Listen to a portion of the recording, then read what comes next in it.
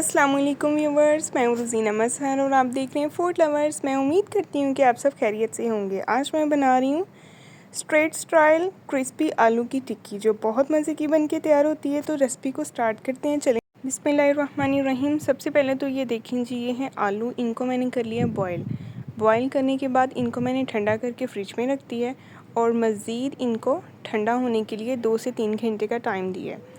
और ये देखिए, इनको भी हम करेंगे एक ग्रेटर की मदद से ग्रेट करेंगे।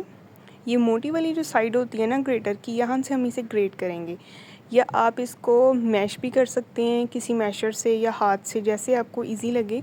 बस आलू जो है वो मोटे से पीसेस नहीं होने चाहिए, आलू में बिल्कुल मैश होना चाहिए। ये देखें, इस तरह से हमने सारे के सारे जो आलू हैं उनको ग्रेट कर लेना है।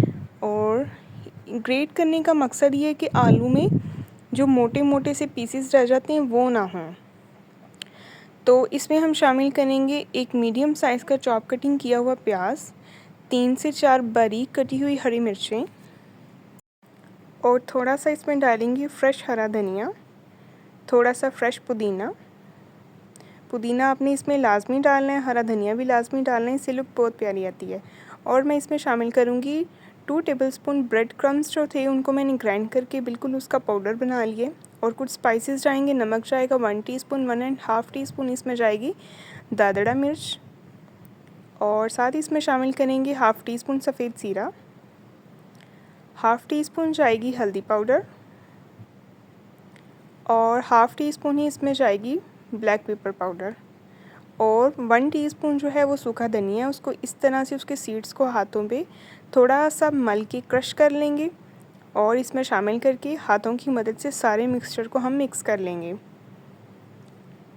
ये देखें, इस तरह से आपने इसको हाथों की मदद से अच्छी तरह से मिक्स कर लेना है। सारा मिक्सचर जो है वो मैंने मिक्स कर लिया है। अभी हम इसको शेप देते हैं। तो आप चाहे तो बारीक बना लें, आप चाहें तो थोड़ी सी मोटी टिक्की बनाएं। अच्छा, मोटी टिक्की जो है वो ज़्यादा खूबसूरत लगती है, क्योंकि यहाँ पे मैं थोड़ी सी जो टिक्की है उसको मोटा बनाऊंगी, क्योंकि मैंने इसको हल्की सी कबाब टाइप सी शेप भी देनी है।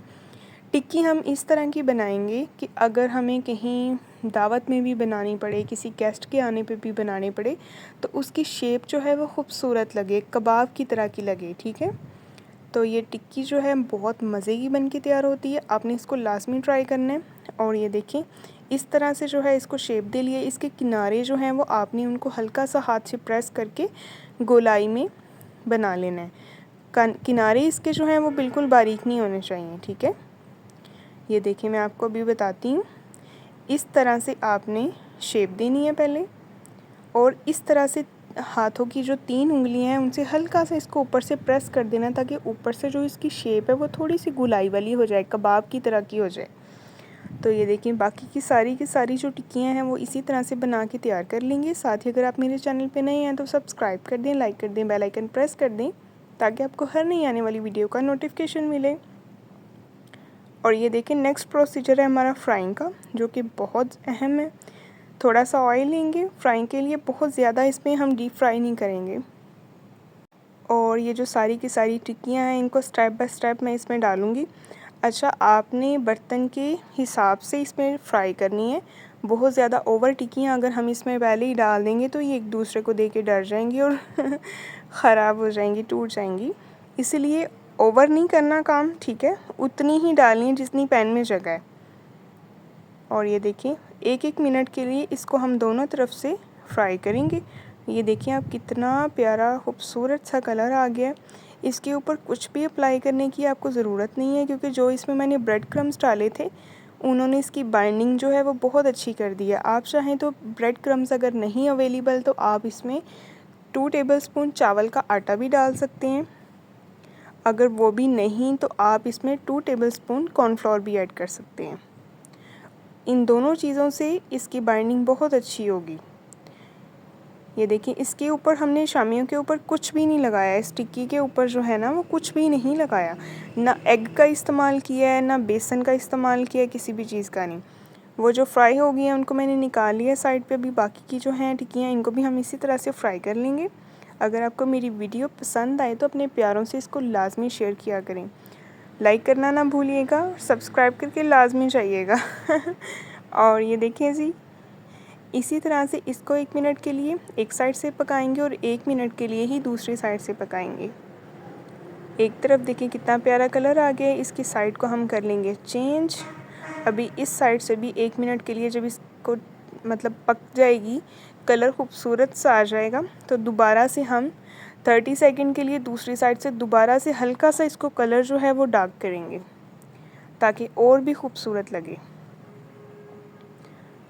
और ये देखें, आपने इसको रेसिपी को लाजमी ट्राई करना है, कुछ भी स्किप किए बगैर देखिएगा ताकि आप भी मुझसे अच्छा बनाएं। और ये देखें, ये भी हो गई हैं रेडी। इनको भी अभी हम निकाल लेते हैं फ्राई पैन से। और ये देखें, स्टेप बाय स्टेप सारी जो हैं टिक्कियाँ हम निकाल लेंगे। ऑयल को अच्छे से आपने निकाल लेना है। और ये देखें कितनी ज़बरदस्त और मज़ेदार सी जो है आलू की हमारी टिक्कियाँ बन के तैयार हो गई हैं। आप इसको रायते के साथ, हरे रायते के साथ इंजॉय करें। अभी मैं आपको खा के बताऊंगी ये कैसी बनी है। मुझे तो यकीन करें बहुत मज़े की लग रही है। और ये देखें सारी की सारी जो टिक्कियाँ हैं बन के तैयार हो गई हैं। अभी हम इसको ट्राई करेंगे हरे रायते के साथ। आप इसके साथ पुदीने वाला या धनिए और हरी मिर्च वाला रायता बनाएं, बहुत मज़े का लगेगा।